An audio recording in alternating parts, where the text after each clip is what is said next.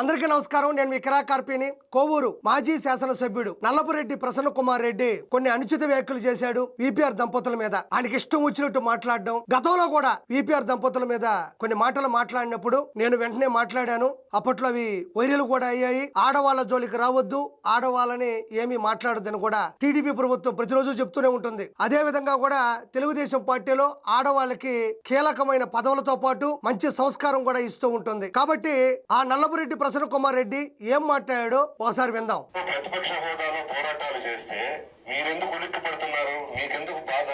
రాజకీయాలలో అంత కోపాలు, అంత ఆవేశాలు పనికిరావు. ఇక్కడ నల్లపురెడ్డి ప్రసన్న కుమార్ రెడ్డి అంటున్నాడు, మేము అపోజిషన్ లో ఉంటూ పోరాటాలు చేస్తూ ఉంటే మీకెందుకు అంత ఆవేశం, అంత కోపం అని అంటా ఉన్నాడు. ఏం పోరాటాలు చేశాడు ఈయన?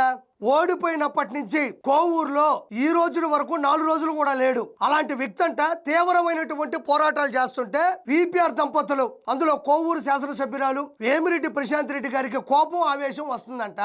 24 hours 365 days అహర్నిశలు ప్రజల్లో ఉంటూ, ప్రజలకై ఉంటూ, ప్రజల సంక్షేమం కోసం పోరాడుతున్నది ప్రశాంత్ రెడ్డి గారు. ఈయన ఓడిపోయినప్పటి నుంచి ఈ రోజుల వరకు కూడా కోవూరులో 4 రోజులు కూడా లేడు. మన కాకాని గోవర్ధన్ రెడ్డిని అరెస్ట్ చేస్తే వచ్చి మెరుపు తీగల వచ్చి వెళ్ళిపోయినాడు. ఈయన చెప్తున్నాడు కోపం, ఆవేశం తగ్గించుకోండి అని. మనం చేసిన పాపాలే లోపాలై ఈ రోజు అవతల ప్రశ్నించేదాన్నే నువ్వు ఆవేశం అనుకుంటున్నావు నల్లపురెడ్డి ప్రసన్న కుమార్ రెడ్డి. ఎంతో ముందు కూడా తీవ్రమైనటువంటి వ్యాఖ్యలు విపిఆర్ దంపతుల మీద చేశావు. వాళ్ళ పెళ్లిళ్ళ గురించి, కుటుంబాల గురించి క్యారెక్టర్ అసాసినేషన్ చేశావు. వాళ్ళ ఉసురు తగిలి ఈ రోజు కోవూరులో నిలబడే స్థాయి స్థానం లేకుండా పోయినావు.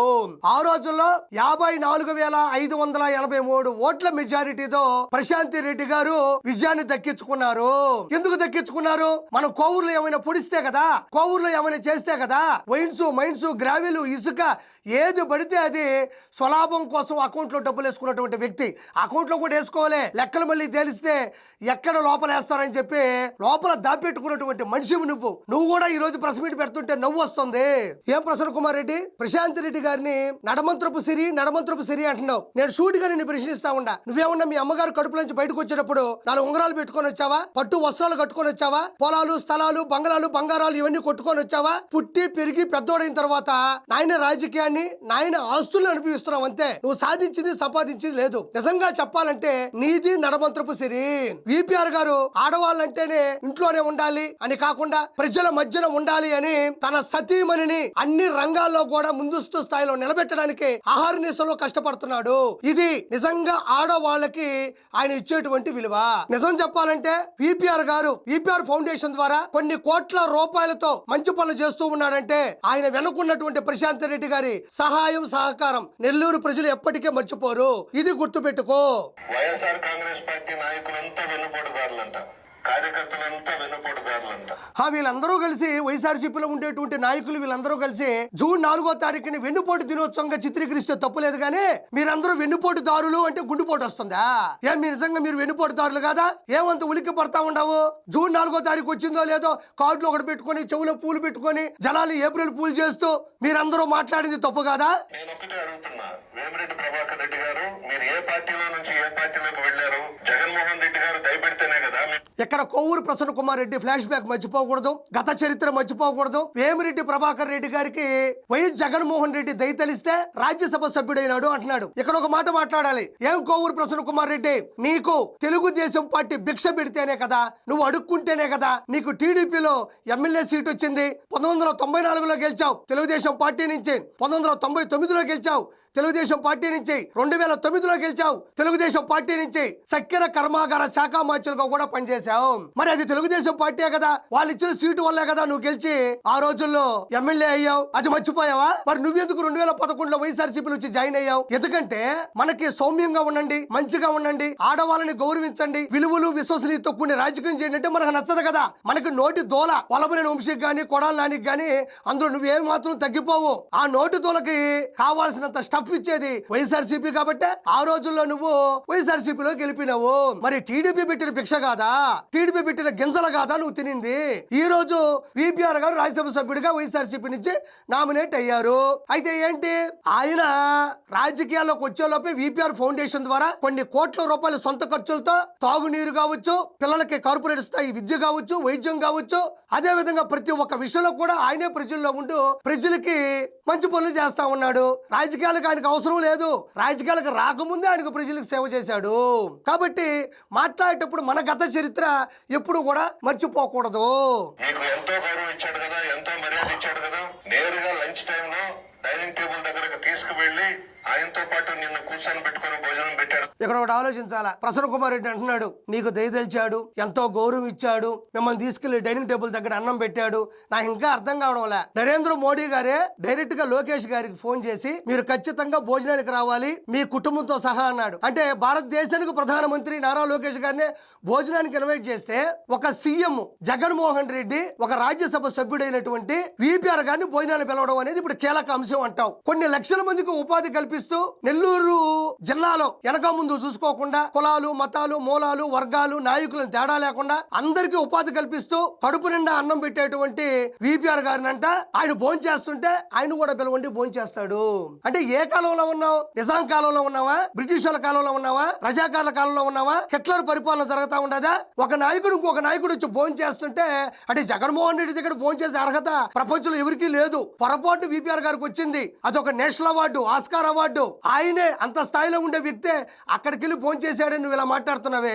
నీ ముఖాన కనీసం టీ నీళ్ళు కూడా పోస్తున్నాడు. మాట్లాడేటప్పుడు కొంచెం వెనక ముందు చూసుకోవాలా. భోజనం పెట్టాడు కదా. ఇక్కడ మాట్లాడాల్సింది భోజనం పెట్టాడు కదా అని కాదు. రాజ్యసభ సీటు ద్వారా కొన్ని కోట్ల రూపాయలు ఇచ్చి డెవలప్ చేయమన్నాడు, మంచి పథకాలు ఇచ్చాడు. విపిఆర్ గారు అడిగిన ప్రతి విషయాన్ని కూడా క్షుణ్ణంగా ఆలోచించి సాయం చేశాడని చెప్పు. భోజనం పెట్టాడు, కారులో ఆయిల్ పోసాడు, వెళ్ళేటప్పుడు టిష్యూ ఇచ్చాడు, పోయేటప్పుడు బాయ్ చెప్పాడు. ఇవి కాదు కావాల్సింది. ఆయన ఎవరి జోలికి పోడు, ఎవరిని పల్లెత్తు మాట మాట్లాడాడు, సౌమ్యుడు, అజాత శత్రువు, ఎటువంటి అవలక్షణాలు లేని వ్యక్తి. అలాంటి వ్యక్తి వైఎస్ఆర్సీపీ నుంచి ఎందుకు తెలుగుదేశం పార్టీకి వచ్చాడో ఒకసారి ఆలోచించాలా. అలాంటి డైమండ్ ని, నెల్లూరు లెజెండ్ ని ఎందుకు వైఎస్ఆర్సీపీ కోల్పోయిందో అది క్షుణ్ణంగా ఆలోచించుకోవాలి తప్ప ఆయన ఎందుకు వెళ్ళిపోయాడని కాదు. ఇక్కడ ఇంకోటి ఆలోచించాలి. వచ్చే రాగానే నెల్లూరు లోక్సభ స్థానం నుంచి 2,45,902 ఓట్ల మెజారిటీతో ఎలా గెలిచాడు? అదన్నా నామినేటెడ్ పోస్టు, ప్రజల ఓట్లతో గెలిచిన పోస్టు కాదు. ప్రత్యక్ష రాజకీయాల్లో 2,40,902 ఓట్లతో గెలిచాడంటే అది అతని స్థాయి, అది విపిఆర్ గారి స్థానం. ఇది గుర్తుంచుకోవాలా. ఏ గూటి పక్షులు ఆ గూటికి చేరతాయంటారు. ఏదో పొరపాటున వైఎస్ఆర్సీపీలోకి వచ్చారు. ఆ తర్వాత ఆయనకున్న విలువలు, ఆయనకున్నటువంటి చరిష్మా, ఆయనకున్నటువంటి మంచి గుణాలు తెలుగుదేశం పార్టీని ఆకర్షించాయి. ఈ మాటలు మాట్లాడే, ఈ చేష్టాలు చేసే ఒక ఆనిముత్యాన్ని కోల్పోయారు. నిన్న మాట్లాడమైందా బుచ్చిరెడ్డిపాలెంలో ఆవేశంతో ఊగిపోతూ వైఎస్ఆర్ కాంగ్రెస్ పార్టీ నాయకులంతా వెన్నుపోటుదారులంటే ఇక్కడ ప్రజలారా ఒకటి గుర్తుంచుకోవాలా. 2024 ఎలక్షన్స్ ముందు ఈ మహానుభావుడు ప్రశాంత్ రెడ్డి గారి గురించి అనుచిత వ్యాఖ్యలు చేశాడు. కుటుంబాల గురించి, పెళ్లిళ్ల గురించి క్యారెక్టర్ అసాసినేషన్ చేస్తూ దారుణాతి దారుణమైన, నీచాతి నీచమైన మాటలు మాట్లాడాడు. ఈ వ్యక్తి చెప్తాడు పద్ధతుల గురించి. దెయ్యాలు మంచి మాటలు చెప్తే ఎలా ఉంటాయి, ఇలా ఉంటాయి. మీ భార్య భర్తలు వెన్నుపోటు పడవలేదా?